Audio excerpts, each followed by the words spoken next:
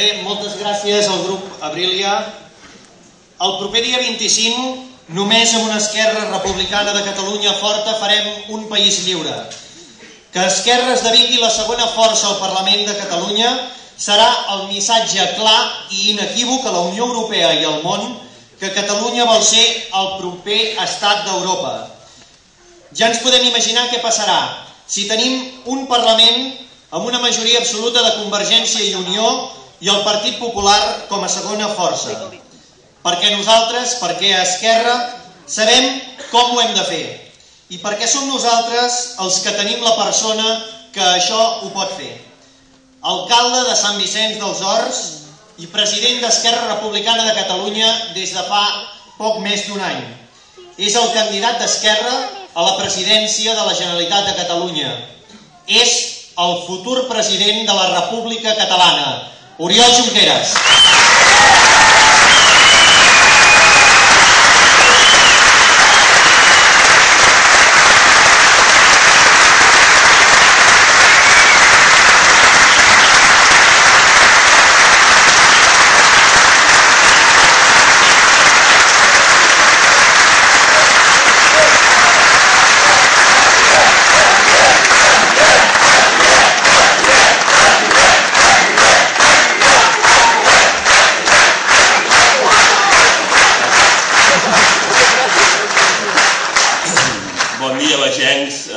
Deixeu-me que comenci donant-vos les gràcies per tot el que feu, per tot el que sou, per tots els esforços que heu fet durant tants anys.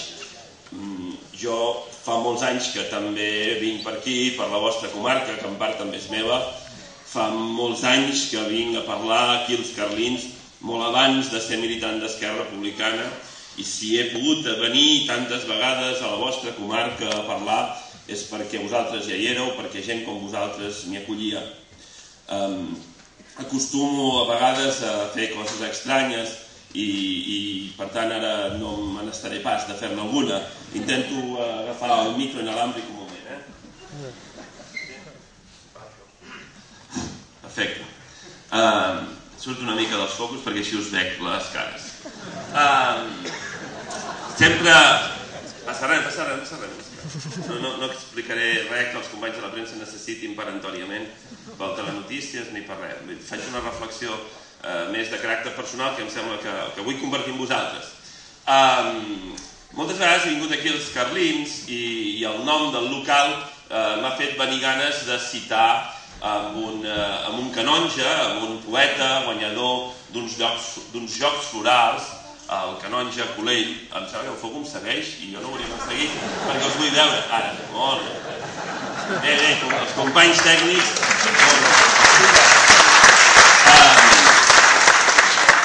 Un poeta, un guanyador de Jocs Florals, un canonge, el canonge Colell, que entre molts dels seus versos en té uns que són bonics, que ara volia citar, uns versos en què deia: no captem el dret a viure, dret que no es compra ni es ven, poble que mereix ser lliure, si no li donen, se'l pren.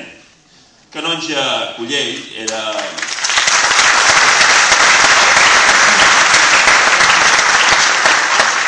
He dit que començaria estrany, potser no he avisat que seguiria estrany, diguem-ne, però amb la confiança que vosaltres m'entendreu millor del que jo m'explico i per tant tot sortirà bé. Jo citava el canonge Colell, citava un home amb fortes vinculacions amb el món carlí, almenys des d'un punt de vista intel·lectual, i ara m'agradaria citar un altre personatge de la història, un que fa anys se'l citava molt en els mítings, ara no el cita mai ningú, però jo de tant en tant el cito, al costat d'un canonge, cito a Karl Marx. Marx, això pot ser que algú sí que vulgui fer un breu, Marx, que just abans d'escriure el manifest comunista el 1848, un manifest preciós que comença dient: un fantasma recorre Europa, el fantasma de la revolució. Just abans d'escriure aquell manifest, ell es guanyava la vida fent d'articulista, fent com fan els nostres camarades de la premsa, que ens acompanyen amunt i avall i que tant fan pel nostre procés d'alliberament nacional. Marx també feia de periodista. Alguns dels seus articles els va dedicar a Catalunya i els va dedicar, curiosament, o no, els va dedicar als carlins. Marx té articles dedicats als carlins catalans i en algun d'aquests articles intenta resumir la complexitat de l'època i diu: els liberals són les idees sense el poble. Els carlins són el poble sense idees, però són el poble. Jo soc alcalde, ara ve la lligam amb el present, diguem-ne, no tota la xerrada. Jo soc alcalde de Sant Vicenç dels Horts i ho soc una mica perquè m'agrada citar el canonge Cullell i m'agrada citar Karl Marx. Alguna vegada algun periodista em pregunta, a vegades volen fer preguntes originals, i em pregunta: vostè, si no fos polític, què hauria estat? Jo sempre tinc una resposta molt senzilla, que és professor d'universitat. Però potser a partir d'ara en diré una altra. Si no hagués sigut polític, hauria sigut cosidor. Cosidor, una persona que cus. I què hauria... No rieu gaire ni feu res, esteu tement alguna cosa estranya. Què hauria cosit? El mateix que cuso ara. Jo intento cosir a la gent del meu país. Intento trobar raons per les quals puguin treballar junts. Raons tan importants com la llibertat, com la independència, com la prosperitat, com la justícia. Són raons molt importants. Moltes vegades a la meva vida m'he trobat gent que es pensava que estava profundament separada dels seus companys, dels seus veïns, i no se n'adonava que allò que els unia era molt més important, i que el país, que la llibertat, que la prosperitat, que la justícia, era molt més important que tot allò que ells creien que els separava.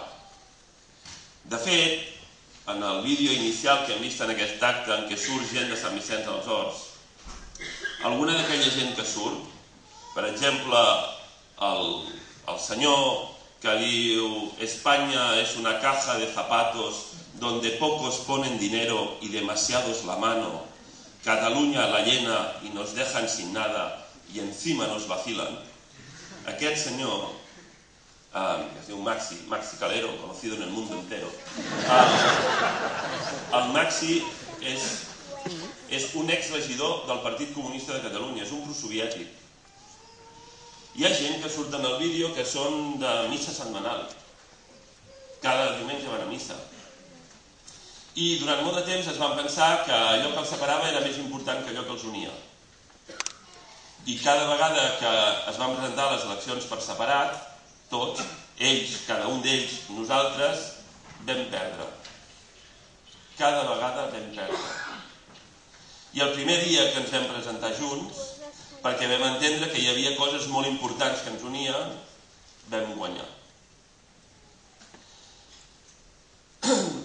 El primer ple que vam fer governant nosaltres va ser el primer ple obert al públic, en el qual el públic, la gent del poble, podia parlar en 8 anys. El primer ple en què la gent podia parlar en 8 anys. Durant 8 anys havíem tingut un govern socialistes-PP, que no deixaven parlar ningú. Van prohibir que les càmeres entressin en el ple, les ràdios, van prohibir que es fessin fotos en el ple, van prohibir que la gent parlés en el ple. En el primer ple que vam fer, i l'alcalde era jo, governàvem nosaltres, en aquell primer ple vam donar la veu una altra vegada a la gent. La primera persona que va demanar la paraula quan es va acabar el ple ordinari va ser l'Àngeles, una senyora com aquestes que han sortit aquí. Ella no surt en el vídeo, En el vídeo no surt ni el Pepillo el Cojo, ni el Chino Michael, ni el Pepe Trancas, ni molts d'altres que són dels nostres i que es trenquen la cara per nosaltres i que pengen els nostres cartells. Per cert, els cartells que he vist entrant a Manresa són els cartells més baixos de la història. On els heu penjat? Els heu penjat a tocar de terra? Com heu penjat cartells a Manresa?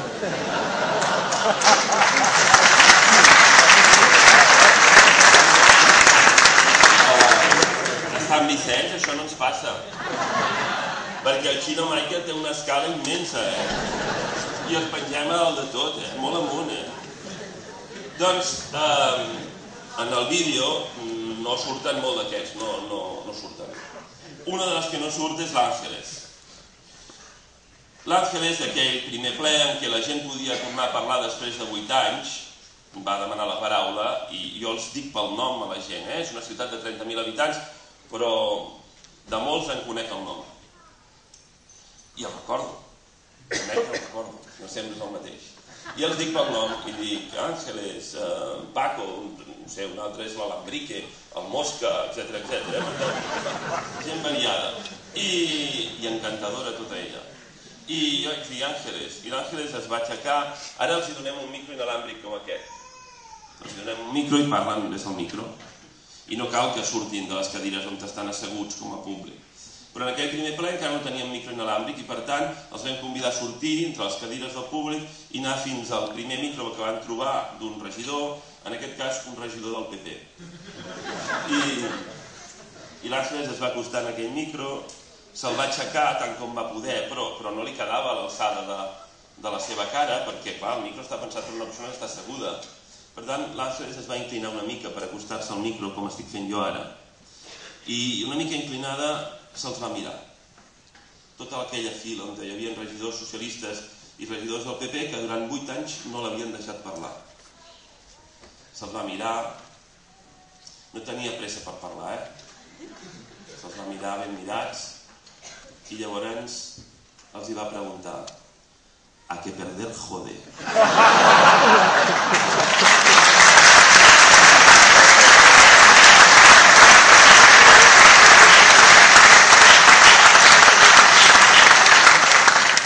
Jo, que sóc un alcalde responsable i que intento exercir la meva responsabilitat en els àmbits institucionals, li vaig dir, Àngeles, sisplau, hauries d'intentar adequar el teu vocabulari a l'àmbit institucional en el que estem. Parlava raro a vegades, jo.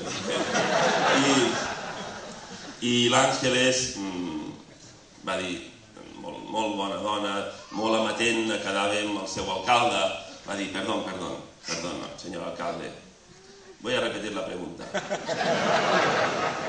I una altra vegada, sense pressa, se'ls va mirar, una mica inclinada, i va dir, a que perder fastidia. Nosaltres diem perquè... Està molt bé, Diem. De fet, deu ser dels pocs mítings polítics en què la gent riu, que hi ha cantants, fan música, etc. Jo crec que això és un bon indicador de la nostra salut, com a mínim mental. Doncs ara riem perquè sabem molt bé que perder jode, perquè ens n'hem fet un fart de perdre. I com que ens n'hem fet un fart de perdre i no volem seguir perdent, i per tant voldríem no veure mai més la derrota en els ulls dels nostres i voldríem veure en el rostre dels nostres el somriure de la victòria, és molt important que aprenguem a cosir. Jo ja sé que aquí, en aquesta comarca, això ho feu i ho feu molt i ho feu molt bé i els resultats municipals us avalen. Però és molt important que tot l'independentisme i tota Esquerra Republicana arreu de la nació tingui sempre molt present aquesta lliçó. És molt important cosir. És molt important unir a la gent. És molt important adreçar el nostre discurs al conjunt de la nostra societat. Perquè, com deia un altre personatge important, que aquesta vegada no és ni un canonge, ni el canonge Cullell, ni Karl Marx, un altre personatge molt important, que abans també era molt citat i ara fa molts anys que ningú el cita, Antonio Gramsci, un italià. Gramsci deia, si vols guanyar, primer has de construir l'hegemonia discursiva, l'hegemonia intel·lectual.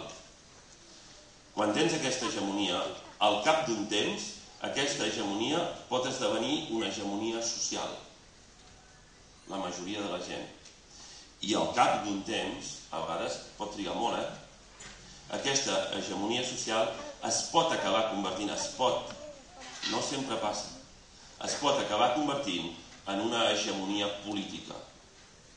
Nosaltres volem ser una força hegemònica. De fet, nosaltres...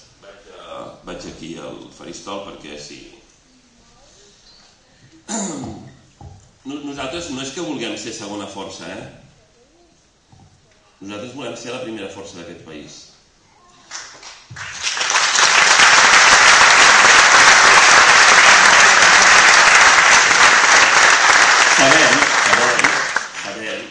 Sabem que les enquestes ens diuen que aquesta vegada no serem primera força. D'acord, és probable que no ho siguem, d'acord. Però hi ha una reflexió que és important i que jo vull compartir sempre amb tothom que tinc a davant aquests dies. No hi ha cap país del món, cap ni un, que sempre guanyi el mateix partit.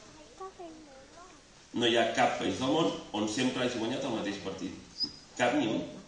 Si no ha passat a cap país del món, és probable que a Catalunya no passi. Si a Catalunya no passa, vol dir que algun dia Convergència i Unió no guanyarà les eleccions. I el dia que Convergència i Unió no guanyi les eleccions, les haurà de guanyar algú, no? I qui és que té més possibilitat de guanyar-les? A qui ens convé més? Qui ens convé més que les guanyi? Esquerra Republicana, sens dubte. Després explicarem per què ens convé que les guanyi Esquerra Republicana. Però si volem que les guanyi Esquerra Republicana, és molt important que tinguem clar que adrecem el nostre discurs a la immensa majoria de la nostra societat. El nostre discurs és un discurs que adrecem als nostres aturats i als nostres empresaris, que adrecem als nostres autònoms i als nostres treballadors, als nostres estudiants i als nostres jubilats. I l'adrecem conscientment a tots ells, perquè volem ser un partit de majories, perquè volem ser un partit hegemònic, perquè volem construir una majoria social i una majoria política. I per què la volem construir? La volem construir perquè estem convençuts que el nostre discurs és el discurs més just i més útil. És el discurs més just perquè nosaltres volem construir aquest nou país, que és un nou país no només en el sentit que volem que sigui un nou estat en el concert de les nacions lliures, sinó també un nou país perquè tindrem l'oportunitat, en gran mesura, de construir-lo de nou i, per tant, de construir-lo molt millor, de construir-lo més democràtic i més transparent, més proper a la gent, més just i més pròsper. Aquest nou país, en aquest doble sentit, el volem construir amb tothom. Perquè sabem que si no el construïm amb la immensa majoria de la nostra gent, potser no el podrem construir. Perquè el repte al qual nosaltres ens enfrontem és un repte immens.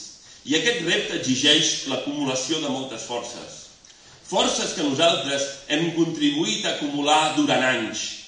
Forces independentistes que nosaltres hem contribuït a acumular quan, en solitari, predicàvem enmig d'un desert, d'oïdes que no ens volien escoltar i que, potser, malgrat saber que nosaltres teníem raó, preferien fer veure que no la teníem per no prendre decisions que els hi feia mandra o por prendre-les. I sort que gent com nosaltres, com vosaltres, com els que esteu aquí i molts que avui no ens acompanyen, mai no veu tenir mandra. I si veu tenir mandra, us la veu fer passar, perquè éreu conscients que són els cansats els que fan la feina. Perquè gent com vosaltres mai no va tenir por. I si va tenir por, va buscar el suport dels seus i es va empassar la por i va tornar a sortir al carrer cada dia a donar la cara pels nostres pobles i pel nostre país. I mai ens vam deixar intimidar prou com per rendir-nos. Som gent com nosaltres, que en el nostre cor vam mantenir viu el caliu de la pàtria. Gent com nosaltres, que quan en vam tenir l'oportunitat vam sortir al carrer per intentar guanyar. Gent com nosaltres, que guanyàvem i guanyem en llocs que ens deien que són impossibles. Gent com nosaltres, que estem disposats a construir i que construirem grans majories que ens convertiran en el primer partit d'aquest país. Nosaltres volem construir aquest país, que sabem que és un gran repte i que exigeix acumulació de forces, el volem construir amb tothom. I el volem construir per tothom. Perquè som conscients que només podem garantir l'estat del benestar i la prosperitat de la nostra gent i la qualitat de les nostres escoles i dels nostres hospitals si tenim les eines pròpies d'un estat, que són les millors eines que es poden tenir, i per això els estats no renuncien a tenir-les. I al mateix temps sabem que només podrem proclamar la independència si som capaços d'explicar a la immensa majoria de la nostra gent que la volem, entre altres coses, precisament per garantir la seva qualitat de vida, la continuïtat de l'estat del benestar, la prosperitat de la nostra economia, unes bones escoles pels nostres fills i uns bons hospitals pels nostres malalts.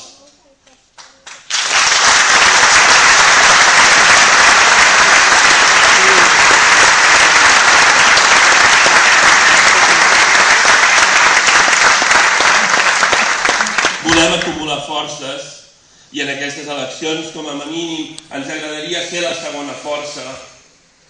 Volem acumular forces perquè estem convençuts que aquests poden ser dies decisius.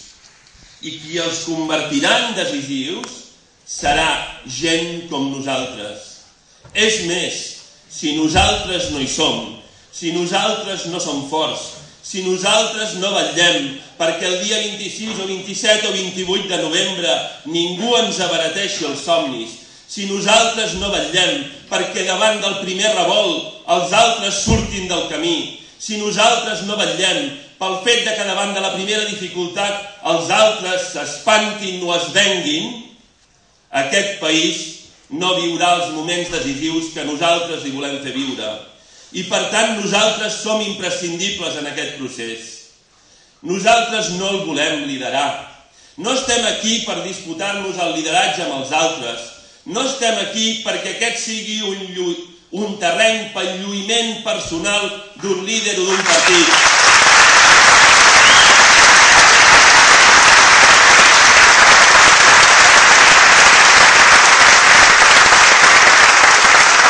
Perquè el lideratge d'aquest procés correspon al nostre poble i nosaltres el que volem fer és acompanyar el nostre poble.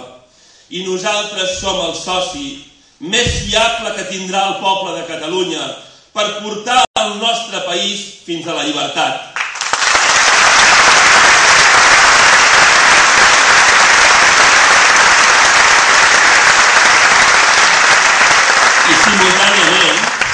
I simultàniament que serem el soci més fiable que tindrà el poble de Catalunya per arribar a la independència, simultàniament som i serem la millor alternativa, una alternativa no només diferent, sinó molt millor, al model econòmic i social que representa Convergència i Unió i els pactes de Convergència i Unió amb el PP.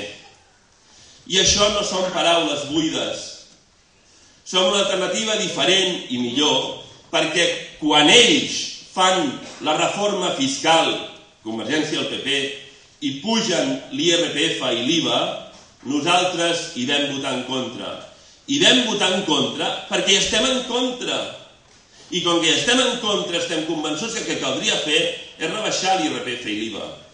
I caldria rebaixar-lo per ajudar les nostres famílies, els nostres consumidors, els nostres aturats, treballadors, autònoms, empresaris, estudiants, jubilats, a que el seu poder adquisitiu, a que la seva capacitat de consum ajudés a estirar de la nostra economia. Paguem el tercer IRPF més alt del món. És injust i ineficient. És contrari als nostres interessos econòmics i a la prosperitat del nostre país. Paguem un dels IVAs més cars d'Europa. És injust i és contraproduent. Volem treure pressió fiscal. Volem rebaixar l'IRPF i l'IVA dels nostres treballadors, de les nostres classes mitjanes i populars. I volem traslladar aquesta pressió fiscal en aquells que més tenen, en aquells que més s'han beneficiat d'aquesta crisi i abans d'aquesta crisi, en aquells que durant 15 anys han vist com els seus interessos bancaris no feien altra cosa que pujar en el conjunt de la nostra renda nacional. Volem traslladar aquesta pressió fiscal sobre els bancs, per exemple, o sobre aquelles societats d'inversió que només paguen un 1% dels seus beneficis en forma d'impostos, mentre que els nostres empresaris, molts dels quals potser estan en aquesta sala o que vosaltres coneixeu perquè són els vostres parents o amics o companys i als quals vosaltres us podreu adreçar amb l'esperança de convèncer-los i d'incorporar-los en el nostre projecte, molts d'aquests empresaris paguen 30 vegades més. I molts dels nostres treballadors, molts dels nostres autònoms, molts dels nostres professionals liberals, molts dels quals esteu en aquesta sala i d'altres que no hi són, tenen la sort de tenir-vos com amics i per tant tenen en aquests moments la seguretat que, malgrat no ser en aquesta sala, vosaltres els explicareu allò que aquí diem. Molts d'ells, molts d'aquests autònoms, treballadors, professionals liberals, paguen 35 i 40 i 45 vegades més. És injust i és clarament ineficient i és contrari als interessos del conjunt de la nostra economia. Com és injust que per perdonar l'impost de successions al 5% de les rendes més altes del nostre país hagin posat un euro sanitari que el 80% del qual el paguen els nostres jubilats. O és que potser no és injust que els nostres jubilats hagin d'aportar amb l'euro sanitari el mateix que els hi hem perdonat el 5% de les rendes més altes d'aquest país?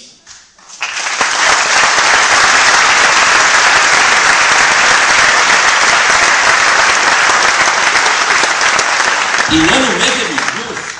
no només és injust, sinó que a més és clarament ineficient, perquè gestionar centenars de milers i potser milions de receptes per cobrar un euro per cada una d'elles, de fet, a final d'any seran gairebé 100 milions d'ingressos amb euro sanitari i, per tant, vol dir 100 milions de receptes.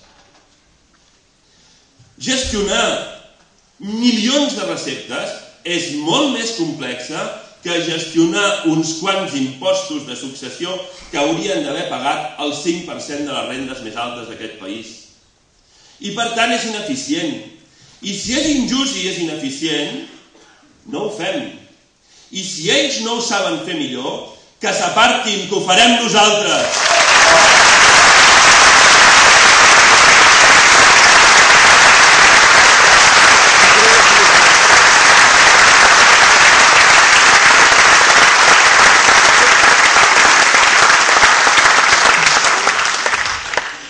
Nosaltres no estem aquí,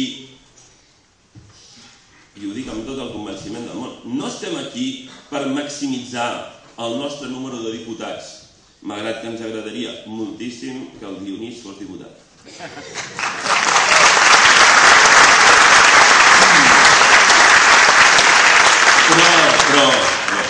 Però no estem aquí per maximitzar el nostre número de diputats. No vindrà d'un diputat més o menys, afortunadament per nosaltres. Et dono per fet que en tindrem bastants avantatges sobre la tercera força.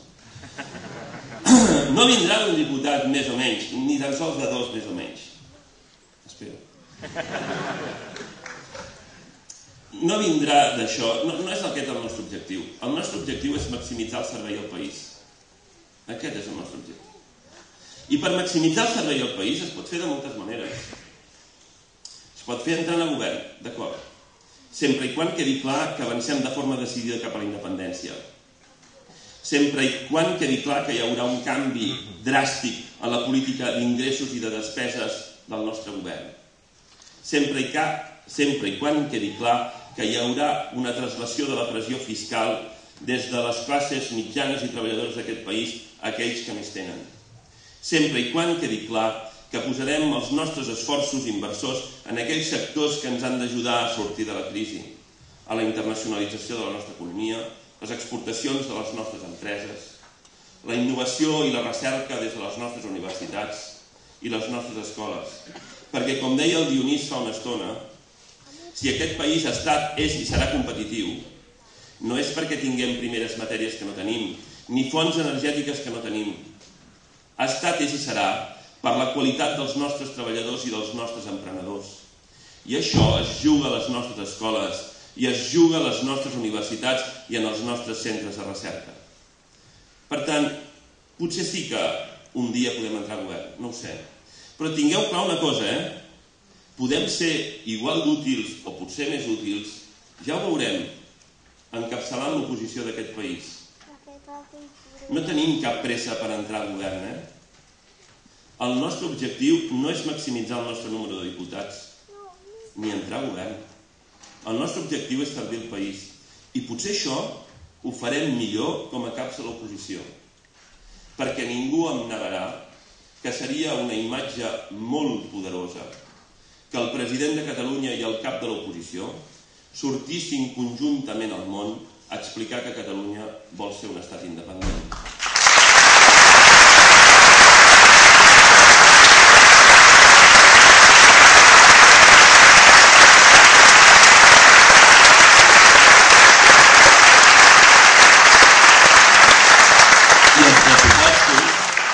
I els pressupostos es poden condicionar també des de l'oposició. I si no van en sèrio, no cal que pateixin, que de socis per no anar en sèrio els hi sobraran.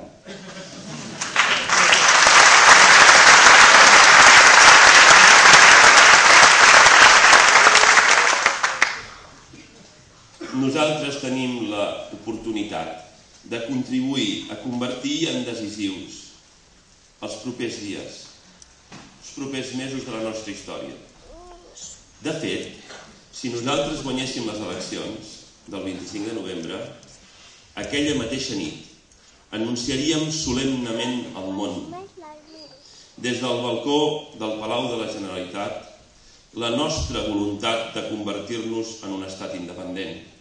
I aquella mateixa nit iniciaríem les converses amb la comunitat internacional per consolidar el nostre reconeixement en el conjunt del món.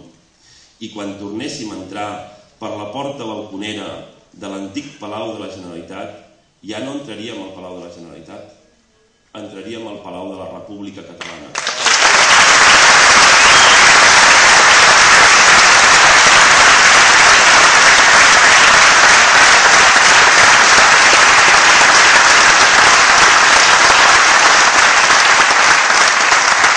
Tenim l'oportunitat de contribuir a fer decisius els propers dies, o potser els propers mesos.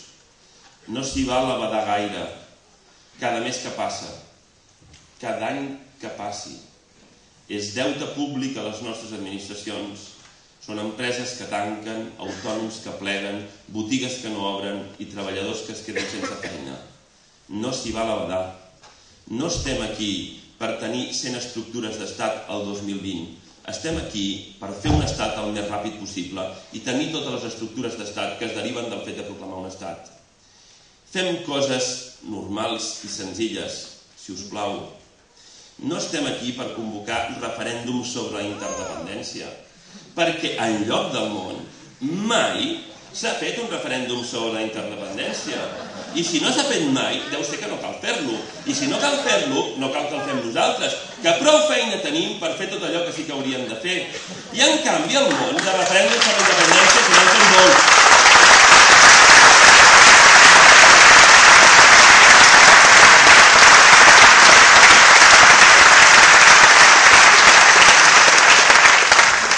Tenim l'oportunitat, doncs, de contribuir a convertir en decisius els propers dies, o potser els propers mesos. Quan haguem culminat amb èxit aquest procés, en el qual nosaltres hi haurem contribuït segur de forma decisiva i imprescindible, al llarg dels propers anys i dels propers segles, els llibres d'història dedicaran capítols sencers a aquests esdeveniments. I vosaltres, tots nosaltres, en tenim l'oportunitat de ser els protagonistes, d'escriure aquests capítols decisius de la nostra història i de portar el nostre país a l'alçada que es mereix i de realitzar tots els nostres somnis. Visca Catalunya lliure!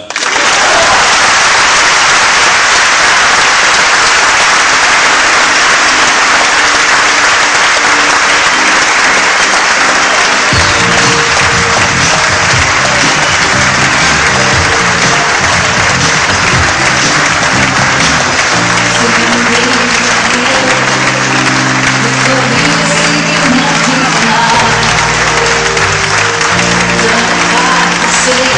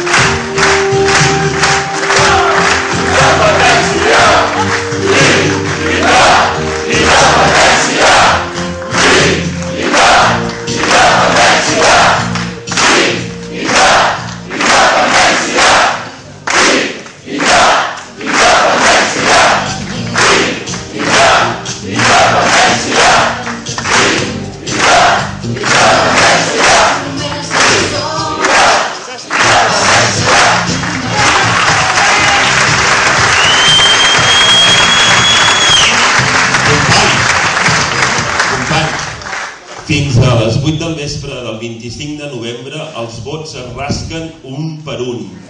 I des de les 8 del vespre del 25 de novembre, tots pas ferm, que, com diu en Justo Molinero, enrere ni per agafar impuls.